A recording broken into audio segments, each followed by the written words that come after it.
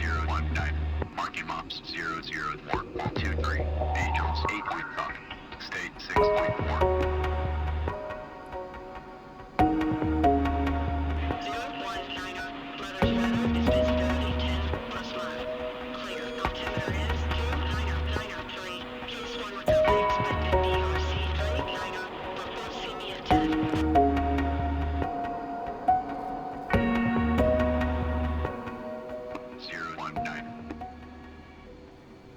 Hey guys, Phoenix here with a quick Case 1 video, just showing the arrival pattern into the carrier under day visual conditions.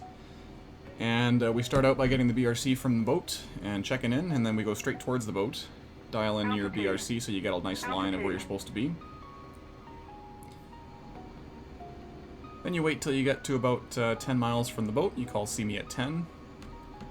And after this, you're going to be turning into the Marshall Stack. The Marshall Stack is, in the Case 1 condition, is a left-hand orbit around the boat, anywhere from Angels 2 up to whatever altitude they tell you. We're going to pretend we were given Angels 3 See you at 10.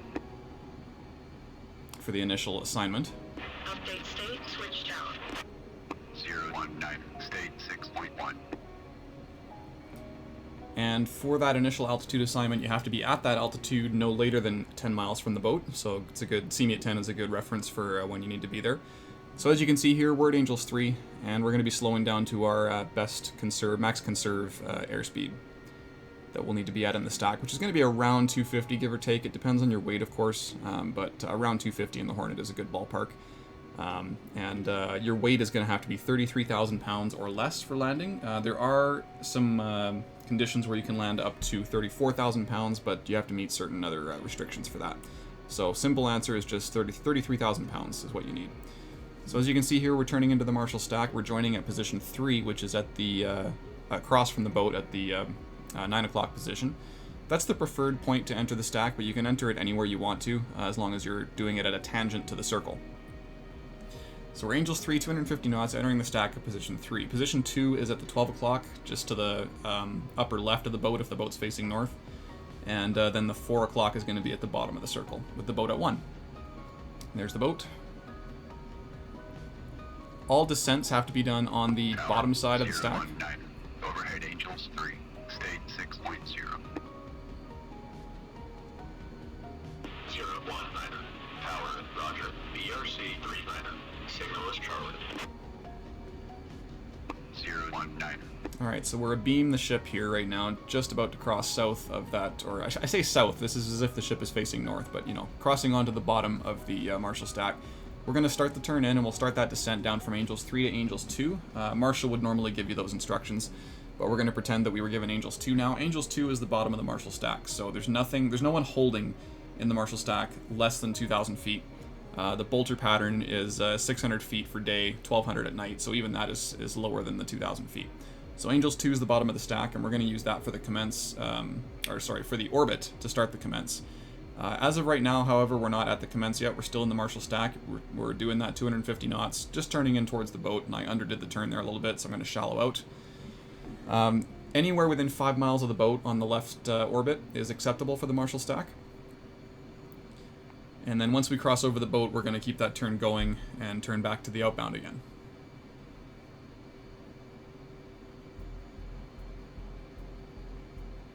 Very important not to go below 2,000 feet, because 2,000 feet is what's going to give you that separation for aircraft that are either in the landing pattern or in the bolter pattern. And any aircraft, if they're doing simultaneous operations with launches and recoveries at the same time, which is pretty rare, to be honest, in real life, but on the server, at least I'm told, on the servers, it can be fairly common, and people on the Case 1 departure are going to be leveling off at 500 feet, so you want to maintain a good buffer above them. And especially when you're in the landing pattern at 800 feet, you've only got 300 feet of separation between you and the guy in the Case 1 departure. So you just have to be aware of that. And then also critical, if you're the one on the departure, that you don't climb above 500 feet, sorry, in order to not conflict with anyone in the landing pattern or the Marshall Stack.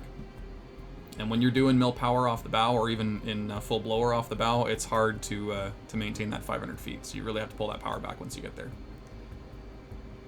Anyway, coming around the Marshall Stack, and by the way, hook down at this point. You should be hooked down as soon as you enter the Marshall Stack. You can put the hook down. and we'll be commencing at the 3 o'clock, or sorry, at the position 3 on this orbit here. Now when you commence, you're going to take a cut away from the boat by about 30 degrees, because what you're also going to do is increase your speed from 250 knots to 350 knots for the commence and the brake.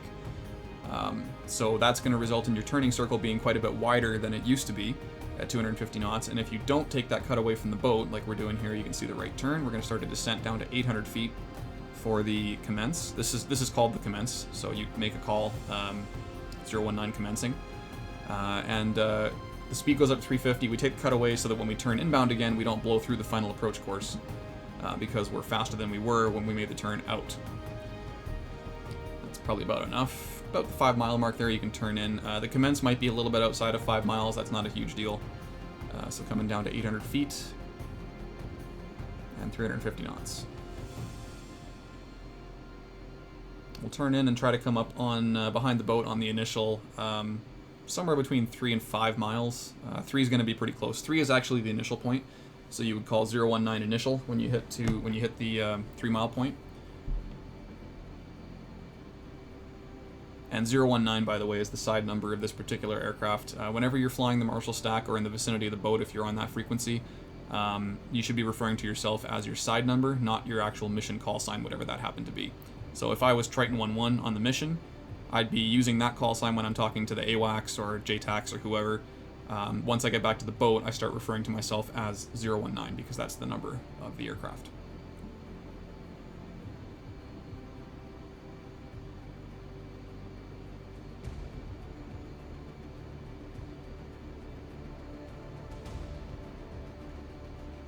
Alright, so again, underdid the turn just a little bit there, so I'm going to shallow it out a bit. Bring it over to the final approach course, about 4.5 miles behind the boat, so not too bad. Now you'll see that tack hand needle sliding from right to left there. That's going to actually, when you're on final, that's actually going to be lined up to the left of your vertical, or your velocity indicator there. Your velocity vector, that's what it's called. It'll actually be to the left of the velocity vector because you're flying to the right side of the boat so that you can see the boat as you brake over it. Once we hit the brake, it'll be right about at the stern of the ship. You're going to make a left turn, go to idle thrust, and pull roughly about 10% of your airspeed in Gs. So if we're doing 350, about 3.5 Gs. A little bit less than that I've found is actually ideal. Puts you about 1.1, 1.2 from the boat. So there's the brake. Check and make sure there's no aircraft on the angle. Idle thrust. And pulling about 2.8, yeah, about, and then, yeah, slacking it off as you go through the turn. Now I'm coming through the sun here, so let's go for the HUD repeater on the lower screen there. You might have this up on, actually, I might have flipped the SA page in the HUD screen there. It might have been more useful to have that up on the left DDI, but whatever, you can see it.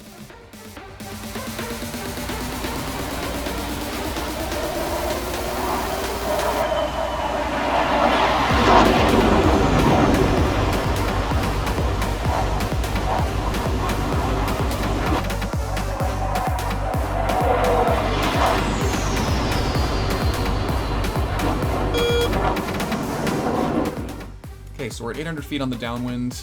Geared flaps down when you hit 250 knots or less. And if you do it right, it should be one continuous turn in the brake all the way around the boat, to the groove, which is going to be about a 3/4 mile final behind the boat. Should be spending around 15 to 20 seconds in the groove. If it's longer than that, then you turned too late, or you were following someone. That's also possible if they were a little bit too far out. And then if it's shorter than that, it's not going to give you enough time to really get lined up and stable. So 500 feet around there at the 45, and then we continue coming around, line up with the BRC, not the BRC, sorry, the recovery, the angle course, which is about 10 degrees left of the BRC. Follow the ball.